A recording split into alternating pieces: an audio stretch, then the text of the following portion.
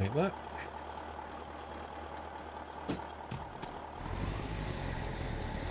Your cargo is ready to be loaded, if you can find the loading bay.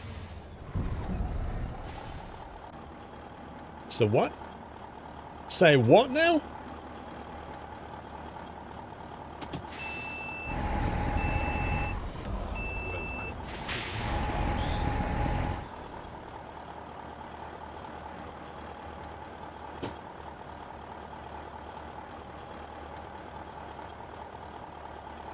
That was the weirdest thing. Paulie's gifted a sub to the Oxen Mafia. Welcome to the Nut House, Oxen Mafia. Thank you very much, Paulie.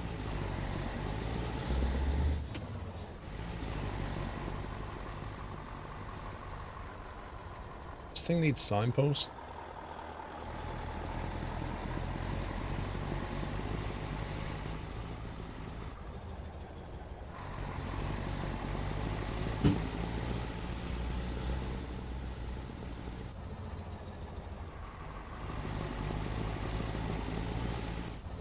Oh, back here again.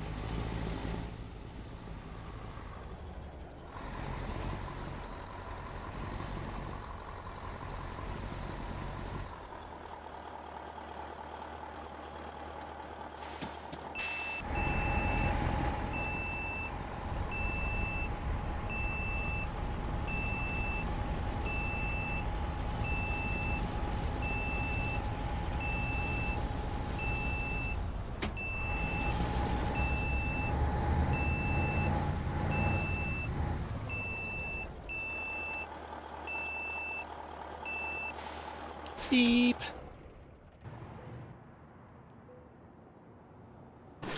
You can barely watch the stream at 160. Blimey.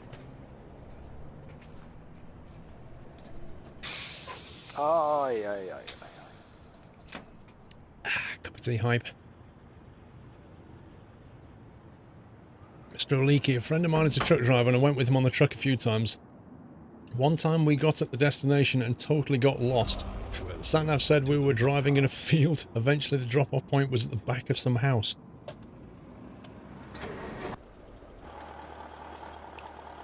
I must admit, my Satnavs thought I was in a field a few times as well.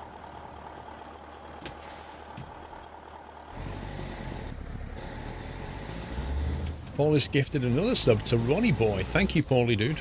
Ronnie Boy, welcome to the house. Don't forget to thank Paulie for your sub.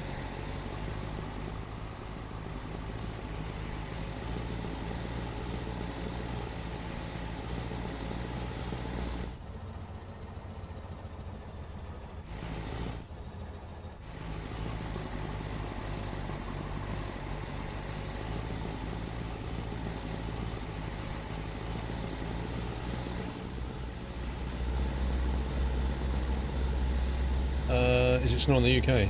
I don't know. It's not snowing in England. Right, which way do we go now, I wonder?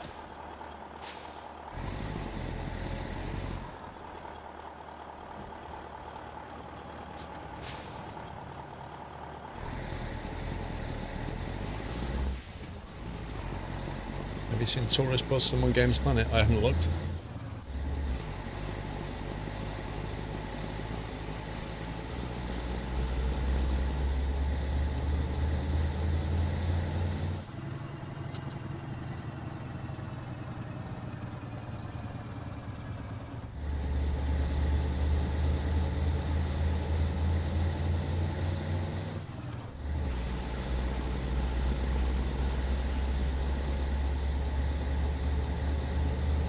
Do we still have the wobble? I don't know. I'll have to wait till we can see a bit better.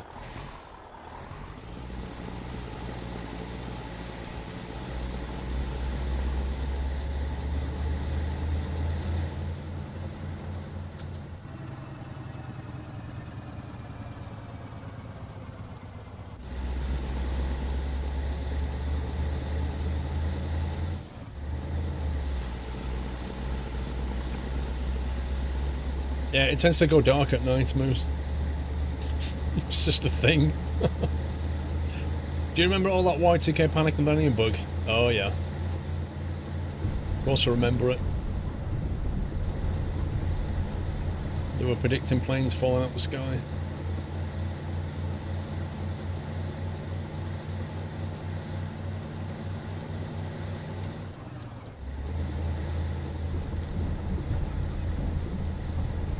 Of course, the best thing is that when we got past that, and we said, well, that was all just a load of overbaked nonsense, the answer to that was, oh no, because we did all that preparation work, it all went swimmingly. So, like, no matter what, they couldn't really lose, because if it had all gone bad, they'd have said, yeah, I told you should have done more on this. And if it went well, you see, all that work we did worked fine. It's like, okay, you're in a win-win scenario. I see how this works.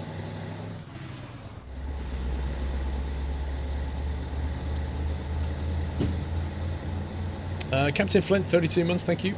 Next destination, 64, blimey.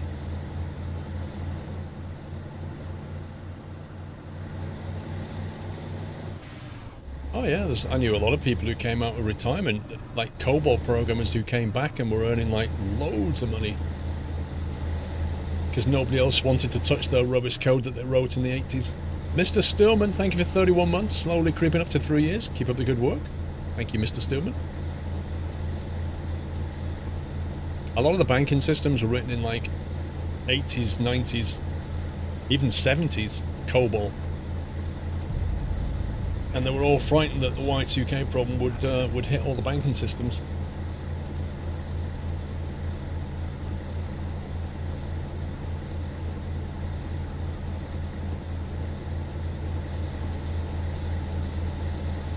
No, 1.8, like... The whole Y2K problem wasn't a hoax, and it wasn't a government conspiracy. It was a problem, right? Because dates used to be stored using 2 digits, because back in the 70s in particular, when a lot of this business logic was written, space was a premium. Like, you know, saving a couple of bytes was a thing.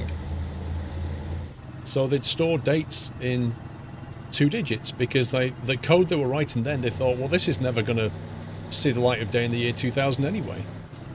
And even if it did, it would have just rolled over to 00 to represent 2000, but that wasn't the problem. The problem was anything that did date subtraction. So it would take like a future date and subtract it from an older date, and it would go like, you know, 1985 minus 1976, and it would come out with like 9 years.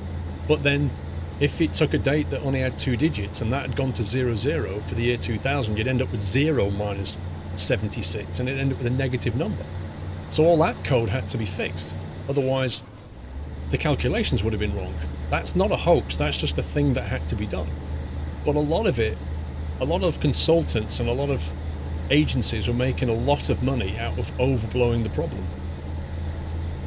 You know, planes falling out the sky. Not really. The plane software was being maintained, you know. It wasn't running on 70s software or anything like that. It was being maintained. So it wasn't ever going to fall out the sky. Dude! But yeah, you always get conspiracy theories. How's my day? Lazy. Your VCR got confused. Probably. Spiegel Ed, welcome back. Mr. Rowell is almost on 5 years. Time well spent with the Nutters. Thank you, dude.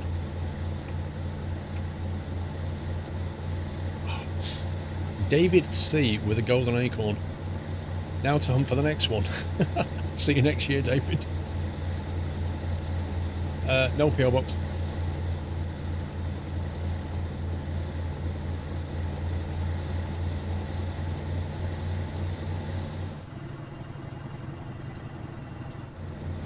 The F-22 lost the majority of the computers the first time they flew over the international date line. So what happened there, Dave? What was the logic that failed there?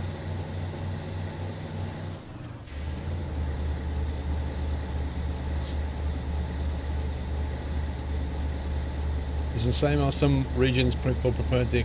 Oh yeah, well that's your classic overreaction, Grim Reaper. New Year's Day 2000, I wasn't allowed to turn my uncle's PC on because he thought it would go...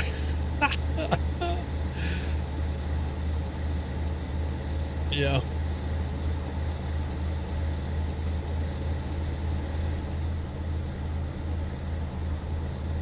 Do you think if you got in a truck right now you could drive it efficiently, Standard Cow?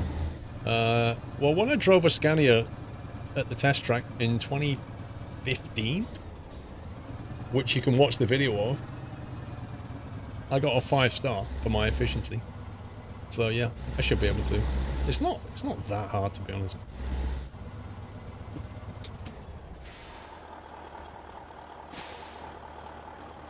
Whoa, why didn't you just brake test me, bro? Do you see that? That guy, I saw that happen. He started moving and then he hit the brakes.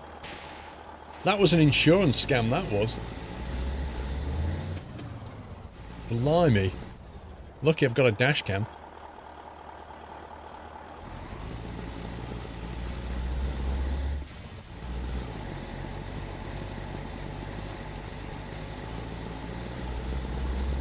Perfect timing after boasting about driving ready, Rock. I thought we were talking about efficiency, not safety.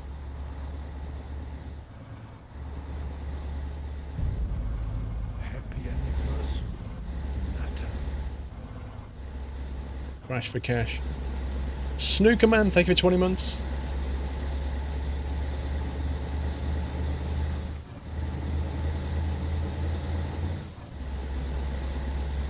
Safety's overrated. Listen, if you want me to focus on safety, literally I'll just close chat and drive. Because I shouldn't be reading chat if I'm focusing on safety, should I? Scania should invite you again. Yeah, there was some murmurings of something, but it seems to have been delayed again. But you know, I don't know, Tommy.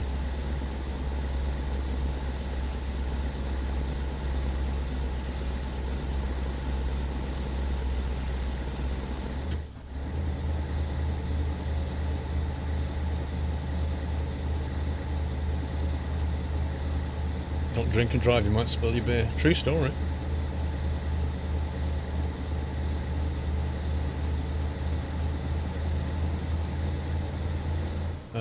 What is this? That's a weird junction.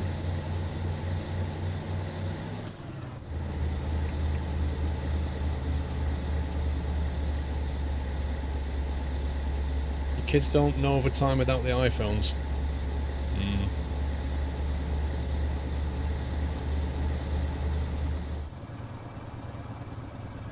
I mean, I don't know. It's not. That's not a problem unique to mobile phones, is it? But every generation gets used to things that the previous generation never had access to. Like right now, can you imagine life without computers? You know, or the internet?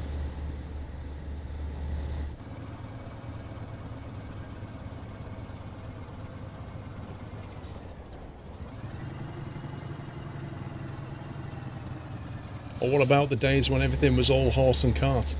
Or walking? You know? We managed to shrink distances quite effectively.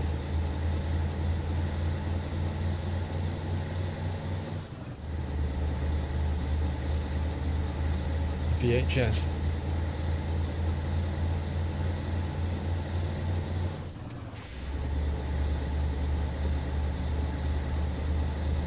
You had an Apple IIc at 3 years old. That's a bit young for an Apple II, isn't it? Heating was log fires. Well, this is the thing, like, you don't have to go that far back to think, you know, houses didn't have central heating. They didn't have indoor toilets. You know, they didn't have fresh water on tap. Like, thousands of years they didn't have this, and now all of it, everybody's got it. It's nuts. It really is.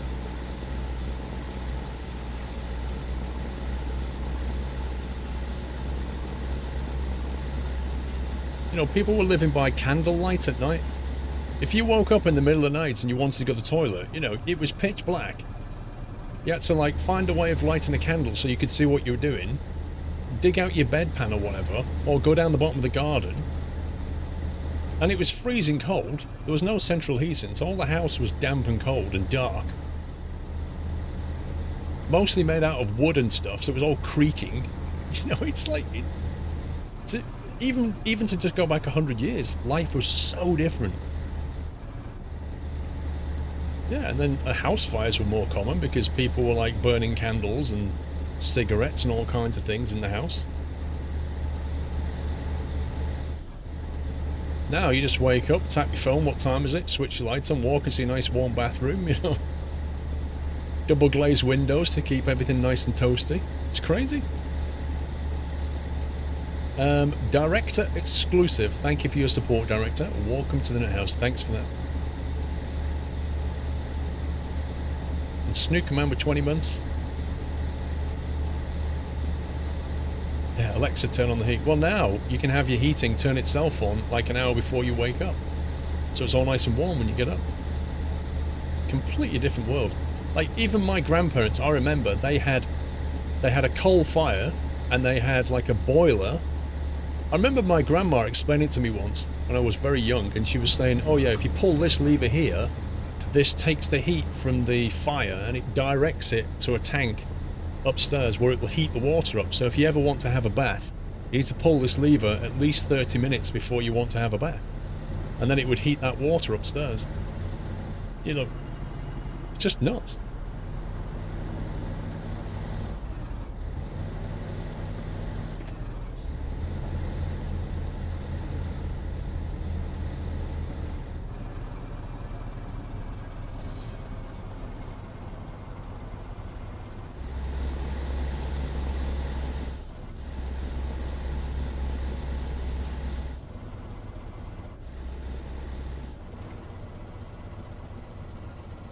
It was called a back boiler, if I remember.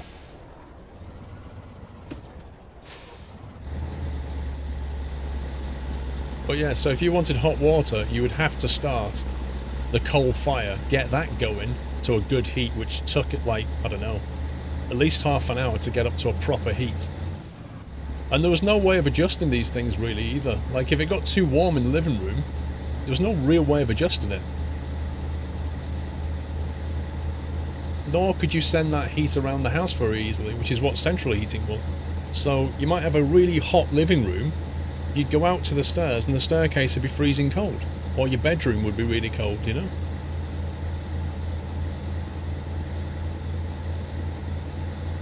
To boil some water and have a bath in a bucket, because the geyser stopped working. Well, that was the other thing, was... you jump into the bath, and of course, because they were all like iron baths back then, they would go cold very quickly. You know, because the iron would conduct the heat really well, so it would actually get cold quite quickly. So then, like your grandma or whatever would walk up with a big pan of hot water that she'd just heated up and pour it in the bath, and you'd be like, "Ow, wow, that's really hot."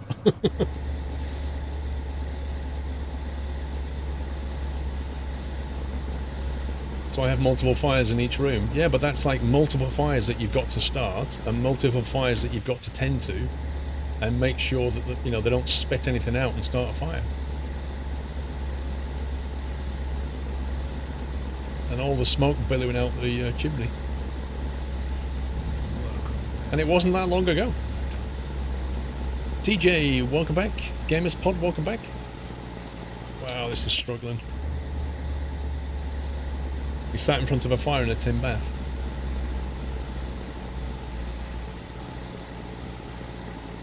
Wow, this is really struggling up here. Blimey. Second gear.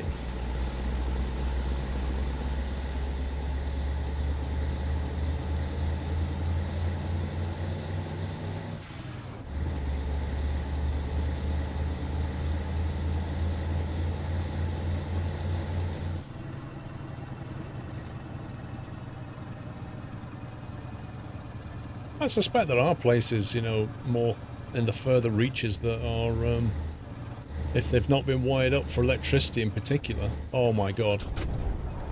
This truck is like ridiculously unstable. It just like flips like that. This trailer's nuts. 1% damage again.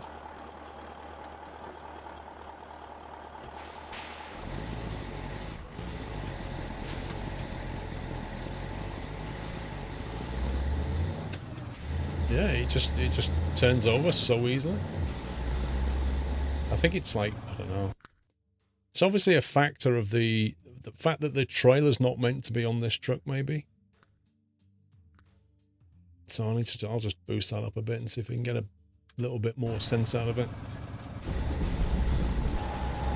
The heck was that?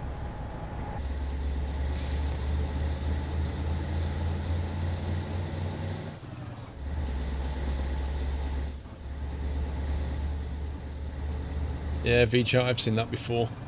You see chat saying things and you're like, what are they talking about? And then all of a sudden you see it.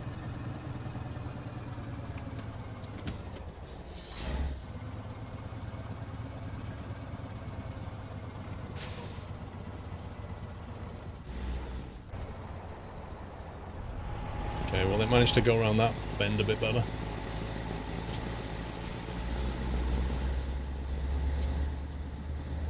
Huh? Well, I can't do anything about it, can I?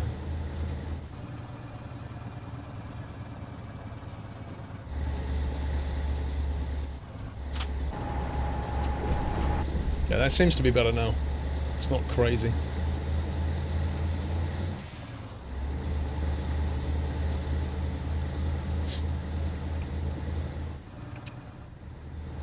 But yeah, there are probably parts of the world that still live like that. Do you think about the new features in FS19, like damage detractors, etc.? I don't know until I try it. Like, I'm always wary of marketing spiel. Until you actually try it and see what the gameplay's like, it's hard to say if it's going to be a welcome feature or just a pure annoyance.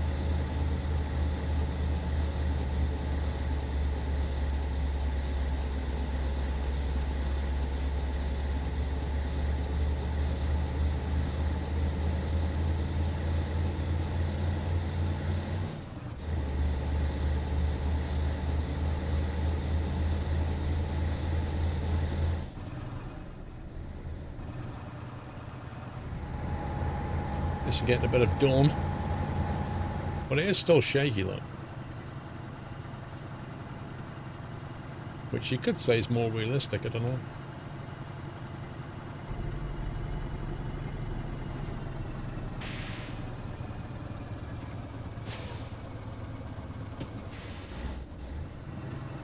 I've not seen the details on the ROG phone director.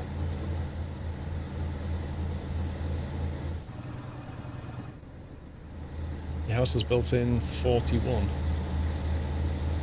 Yeah, but it can have been, you know, it can easily have been updated. You can have a house that was built in the early 1900s and it can have double glazing, a complete rewire and central heating. So when it was built doesn't necessarily mean, you know, how updated it's been.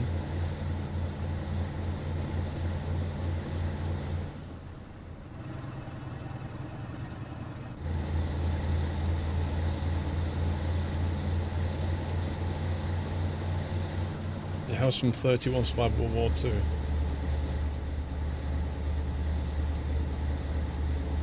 Mr. Music, I don't know if it's this. It's not the truck that's the problem here. It's not the truck. It's the trailer.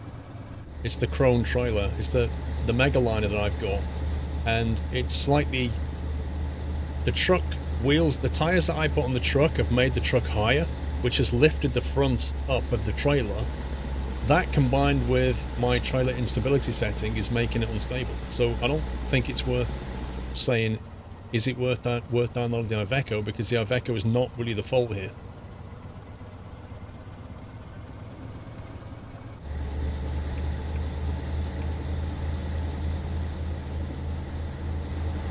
So it's either the Krone trailer or my truck configuration causing the Krone trailer to do it, or change it to 132, or the slider that I have on the trailer. I don't know. But Emmy says that the trailer does the same thing.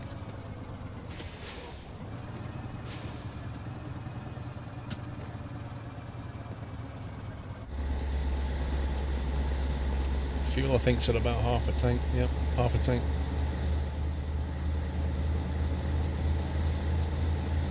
Is there any way to go full screen in chat? Not sure what you mean.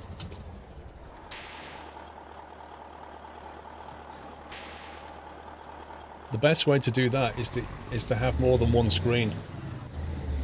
Yeah, either have an iPad and chat on that, or have another screen, watch on one, chat on the other.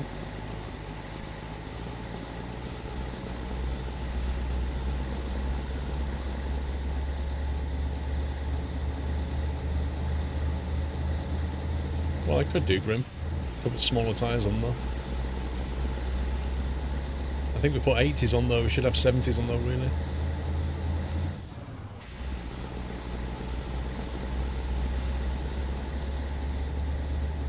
I don't know, Costel.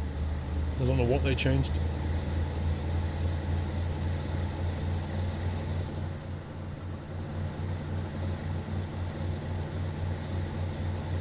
Yes, I know, Simfen. That's something that we knew from the start.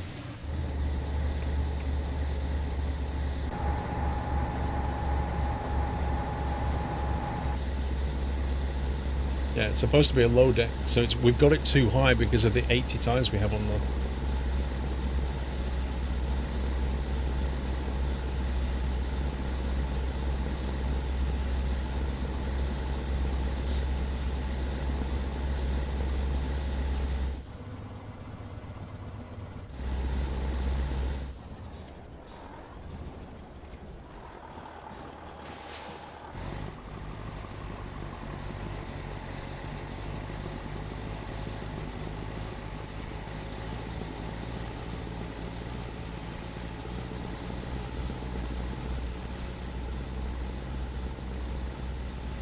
Big Bad Moore, I've no idea what you're trying to say though. Yes, I use a clutch, Luca. Yeah, I'm manually shifting the gears.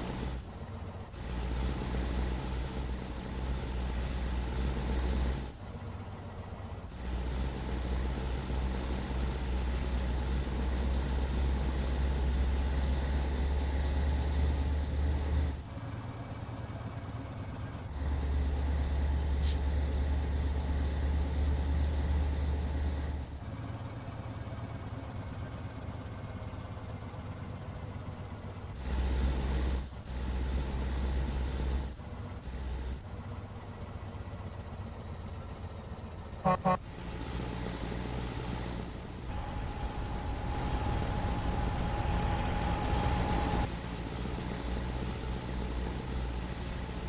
didn't know if you could manually shift without it.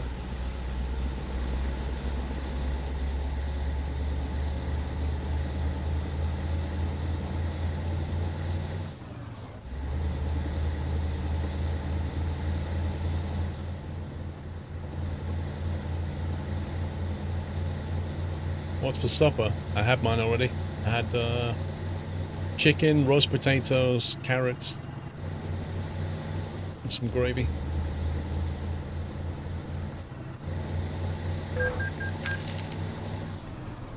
Dragon Hero, you're a menace, Squirrel. What have I done?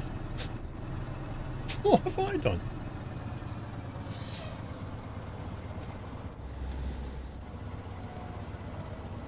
No, no Yorkshire pudding.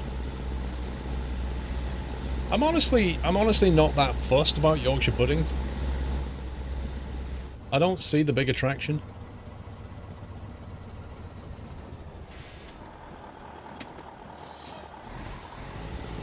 Like, if I go to, for example, a Toby Carvery, where you can load your plates up with as much stuff as you can get on that plate,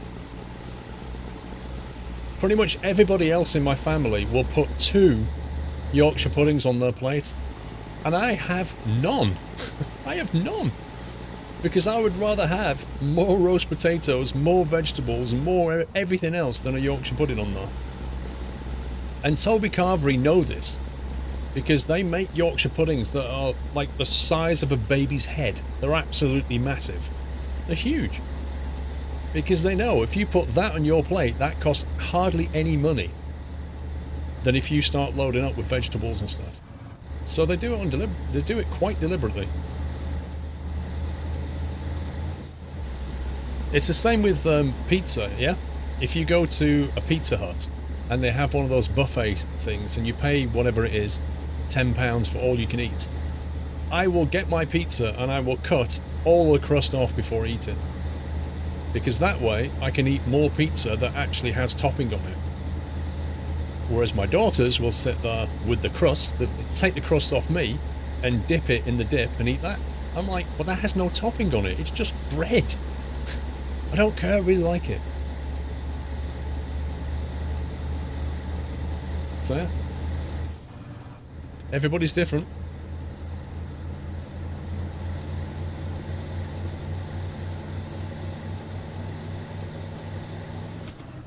Well, why then you can have your crust and I'll have my pizza with topping and we're all happy. I'll cut the crusts off, happily give them to you, and I'll eat the rest of the pizza. And you can dip your crusties in whatever you like. Because all the crust is the pizza base without any topping. That's all it is.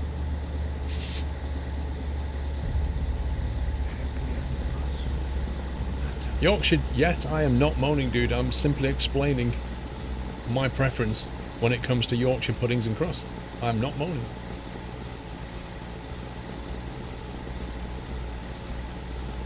Stuffed crust. Well, that's even better because they just have bread and cheese then. Yeah, which again is cheaper for them. Oh, it's not tipping over. I think the stability thing has helped.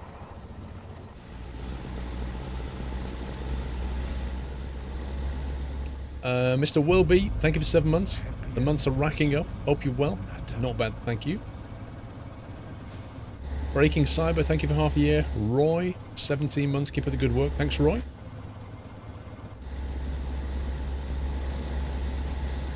Yorkshire pudding is flour, egg and milk. It's the exact same thing that you make a pancake with. It's exactly the same. If you buy a packet of pancake mix, which always makes me laugh. Yeah, they'll actually like people actually buy pancake mix. It's the easiest thing in the world to make, but whatever. So they buy pancake mix, and on the back it has instructions: pancakes and Yorkshire pudding, because it's exactly the same stuff.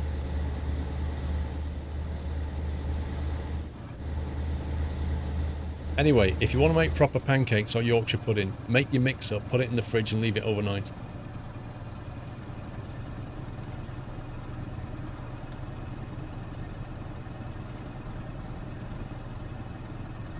You've got a driving exam. Any tips?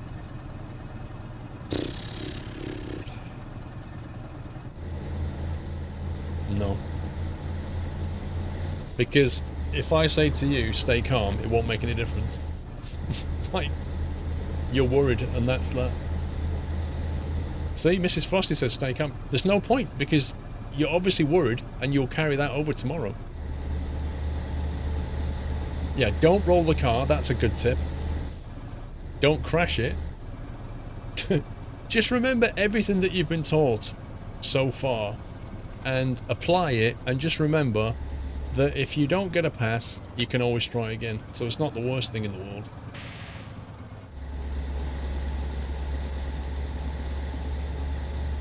Just do everything that you've been trained. I mean, that's what I said to myself when I was doing my PPL exam. Yeah, it's like, just do everything that you've trained for. The fact that there's like an examiner sat there with you shouldn't make any difference, really. Because ultimately, if you can drive that car, yeah, if you're safe enough on the road, they're gonna pass you.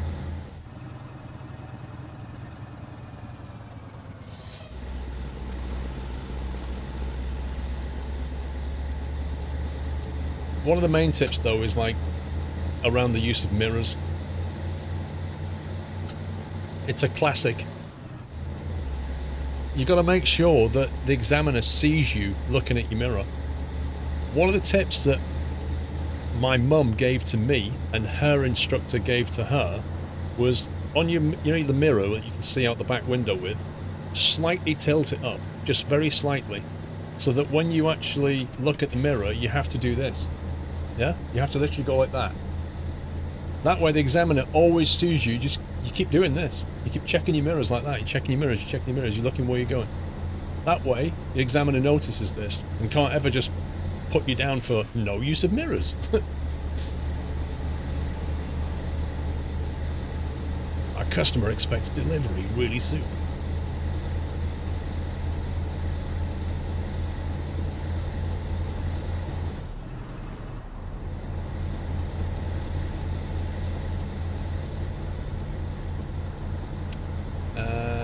Gaming with, welcome sir.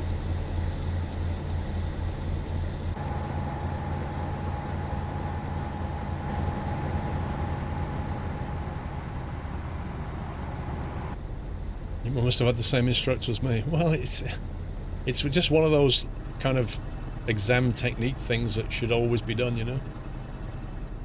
It's the same thing when you do your PPL exam, you know? Exaggerate. Tell the examiner what you're doing when you're doing your flying lesson. Tell them what you're doing. Yeah? They don't know what you're doing. Right, I'm clear, I'm looking right, clear right, looking left, clear left. You know, tell them what you're doing.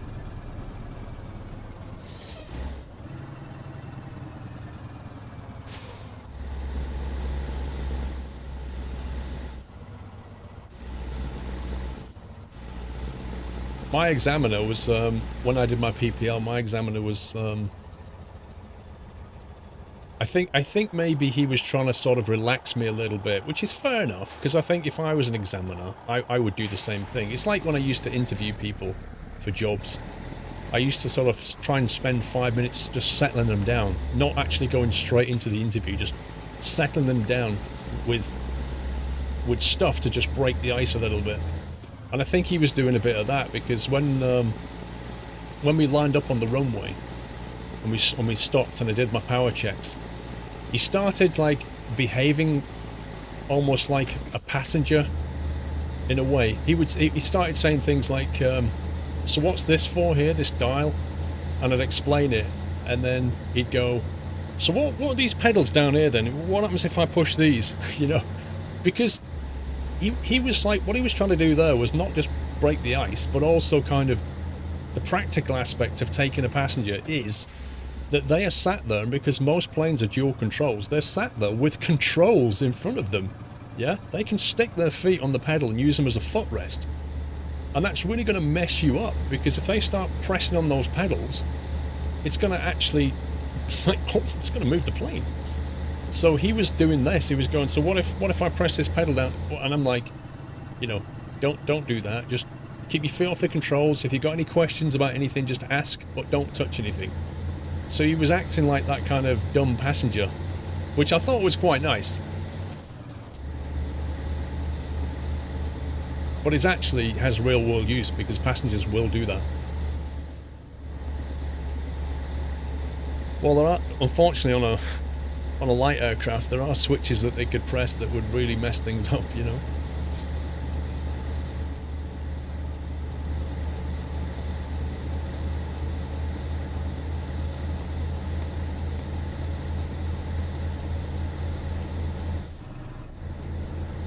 Right, how much fuel have we got?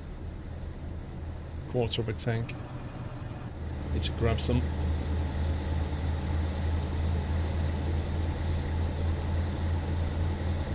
Well, your passengers should already be restrained anyway, chute bandits, because they've got a seatbelt on. But you know, when you're in charge of the plane, like your passengers, you've got to tell them to put loose articles away, you know, during takeoff and landing. You've got to tell them, make sure that your seatbelts are on and check it. You've got to make sure the doors are locked on their side. You know, there's all kinds of things that you have to do.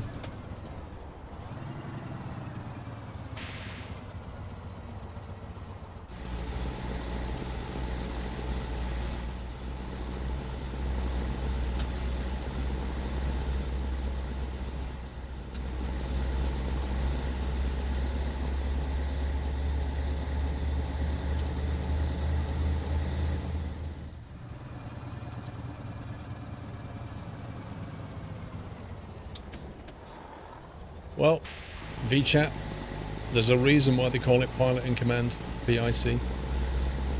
And every flight, it has to be written down who the pilot in command is.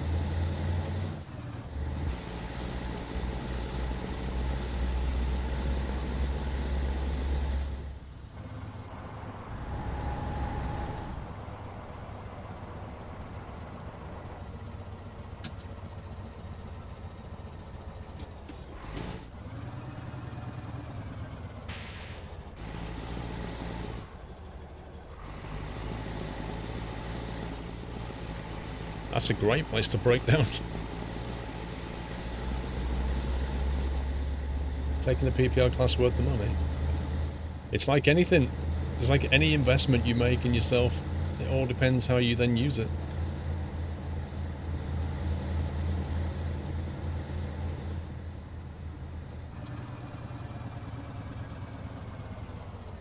There's a lot of people. There's quite a big percentage of people who take a PPL. Wait, I thought that was a gate. Take a PPL and then never actually fly with it after a couple of years. Not going in there, are we? Ah. It looked like we're going in there. That was weird because it actually looked like a gate. I can see the drop off around the back there. What I don't know, oops, rip sign. What I don't know is, do we go in forward or backwards?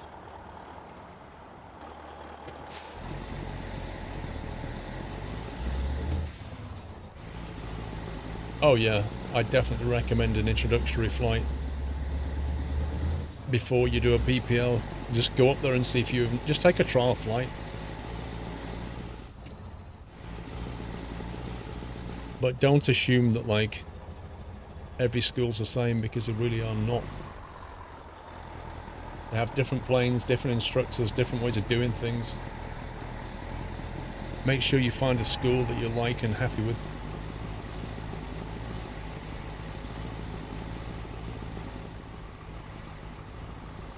Plenty of people do trial flights. My flight school's always doing them.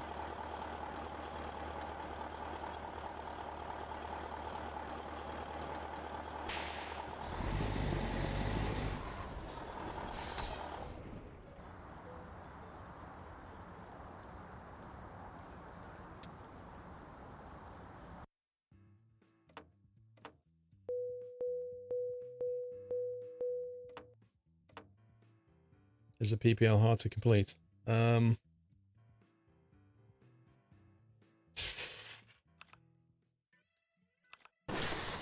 don't know how to answer that. That's like saying, is it hard to get a trucking license? Like, well, it kind of depends on the individual, doesn't it?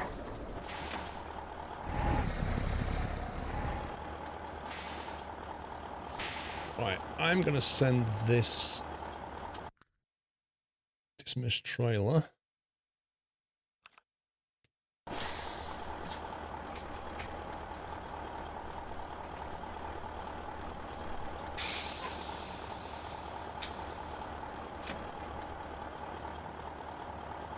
So is there anywhere to get a service round here?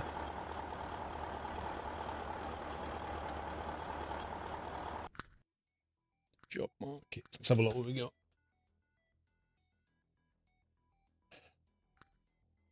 What? Volvos? Blimey. Canned fish.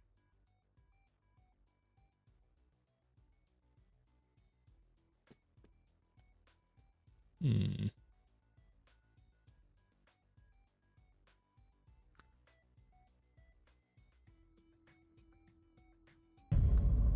Happy anniversary, Nutter.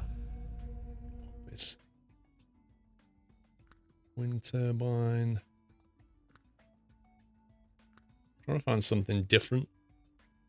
Total cost of PPL. Do you think it's value for money, Zenom? Total cost of PPL goes something like this, Zenom. You've got to do a minimum of 45 hours. 45 hours times the hourly rate of hiring a plane with an instructor, which depends what you fly. But let's say, I don't know, somewhere between 130 and 150 pounds in the UK. Different countries are different rates. So 45 times that, you're going to be looking at least 7 grand. Anything between 7 and 10. There's going to be things that you need on the way. You're going to pass exams. You're going to need to get yourself a headset, all this kind of thing. Bits of equipment, a map. And you may not pass it in the minimum 45.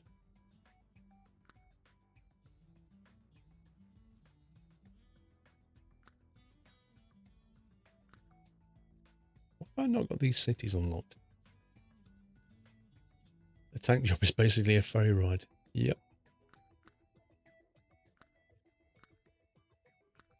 There's a lot of tanks here.